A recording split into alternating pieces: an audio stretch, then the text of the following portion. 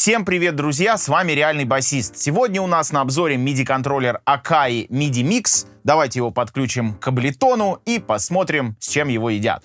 Поехали!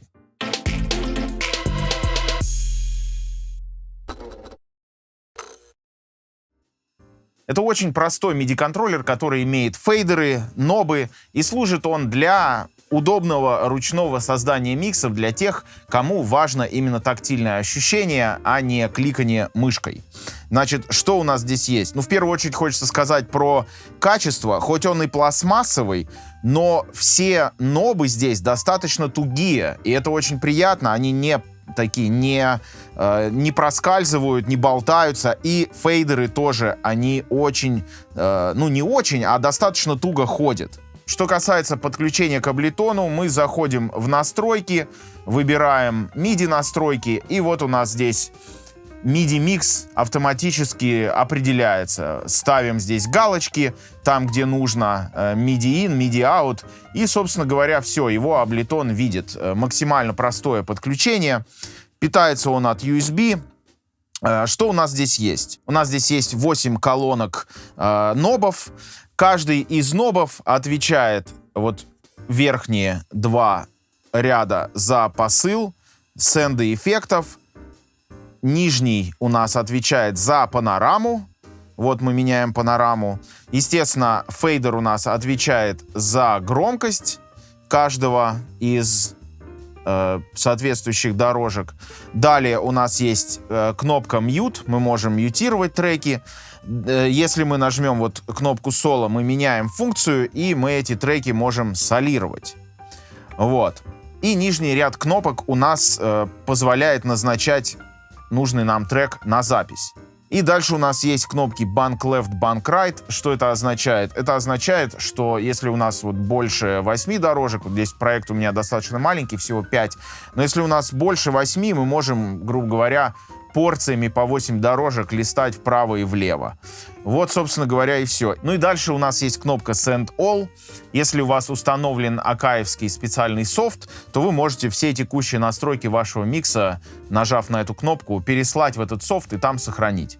Ну и последний фейдер, про который я не сказал, это мастер громкость. Собственно, у нас здесь вот 8 фейдеров дорожек, и 9 это мастер громкость. Тоже очень удобно, если вам нужно сделать громче, тише, общий микс, вы можете это сделать. Вот и все. На самом деле очень простой MIDI-контроллер, максимально простой. Все на панели, все наглядно, все очень легко интегрируется с Ableton, и здесь никаких лишних комбинаций клавиш, никаких слоев, ничего нет. Вот оно вот как есть, так и есть. И в этом, я считаю, его прелесть. Если вам действительно нужна тактильность, нужны тактильные ощущения, то вот, пожалуйста, можете это использовать.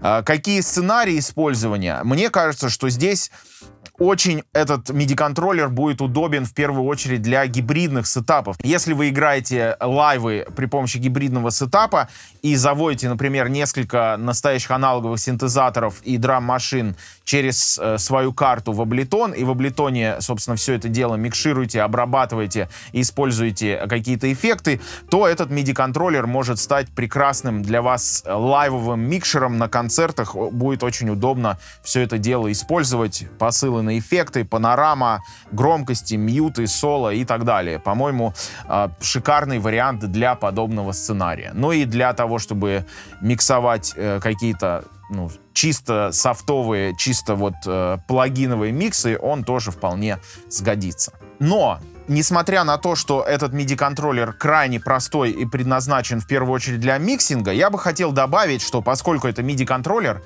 как и любой MIDI-контроллер, можно перемапить его функционал на любые нужды для, собственно, того, что вам надо от проекта. Ну вот, например, давайте вот сейчас сделаем. Смотрите, вот у меня открыт синтезатор Minimoog. Я нажимаю кнопку «Сконфигурировать», открываю синтезатор, выбираю, например, ручку частоту среза котов. Все, она у меня здесь появилась. Теперь я нажимаю MIDI Mapping, выбираю, собственно, вот этот параметр и кручу вот фейдером. И он назначается у меня на этот параметр, и вот здесь появляются списки. Ну, я, в принципе, заранее это сделал. Можно эту процедуру повторить. Вот опять мы выбираем конфигурацию. Например, теперь я выбираю резонанс. Вот он у меня здесь отобразился. Нажимаю MIDI маппинг. И вот второй. Выбираю сначала этот параметр и кручу теперь следующий ноб. И вот он у меня назначился на резонанс. И теперь я вот открываю синт. И вот смотрите, если я кручу резонанс, то, собственно, резонанс у меня крутится, и я могу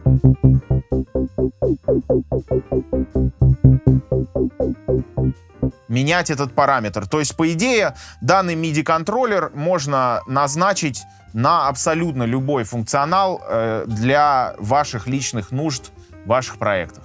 Друзья, на этом все. Подпишитесь на канал, если еще не подписаны, ставьте лайки, нажмите на колокольчик для получения уведомлений. И до скорых встреч. Увидимся.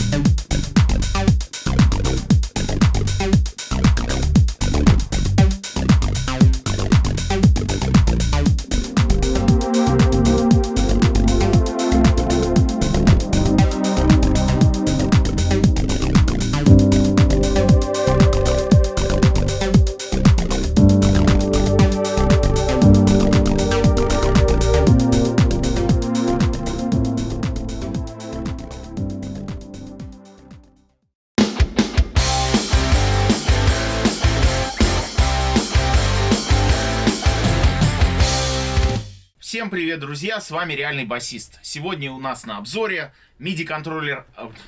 Это очень простой и удобный MIDI-контроллер, который имеет у нас фендера, нобы, и он служит для... Фейдера. Фендера, это у тебя дома, фендер. Фейдера, я как... Сказал фендера. А, да?